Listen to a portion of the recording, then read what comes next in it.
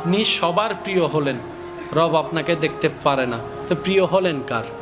কেউ আপনাকে দেখতে পারে না, কিন্তু রব বলে যে জিব্রাইল ওই এটা আমার বান্দা, আমি ভালোবাসি।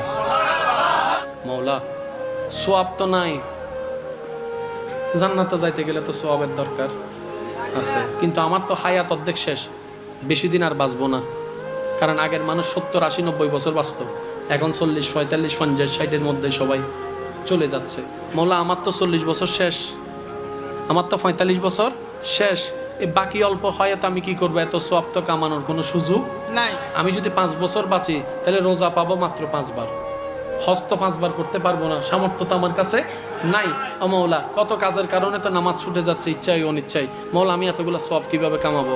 রব বলে যে মালিক আমি আসি তো। সুবহানাল্লাহ। আর তুই তো অন্য নবীর উম্মত না, তুই তো আমার নবী রাহমাতুল লিল আলামিনের উম্মত। তোদের জন্য আমি স্পেশাল সুযোগ রাখছি। আল্লাহ কি?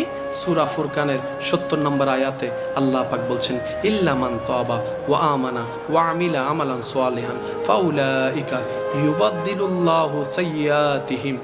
বান্দা, যদি তুমি তওবা করে নিজের অতীতকালের সমস্ত ভুল বুঝতে পেরে স্বীকার করে আমার কাছে সারেন্ডার করে মাপ চাওয়ার পরে যতটুক পারো ভালো কাজ করার যদি চেষ্টা করো, সুবহানাল্লাহ বলেন না, ভুল বুঝার পরে তওবা করার পরে ঈমান আনা শক্ত করে যতটুক পারো ভালো কাজ করার যদি চেষ্টা করো, ইউবাদদিলুল্লাহ, আমি আল্লাহ তোমার যত গুনাহ মাফ করেছিলাম 85 সাল থেকে 23 সাল পর্যন্ত, যত হাজার কোটি গুনাহ মাফ করে দিয়েছিলাম, গুনাহ মুছে দিয়েছিলাম, প্রত্যেকটা গুনাহকে আমি আল্লাহ বাম কান থেকে ডান কাছে ট্রান্সফার করে গুনাহকে সওয়াব বানাই দিব। সুবহান।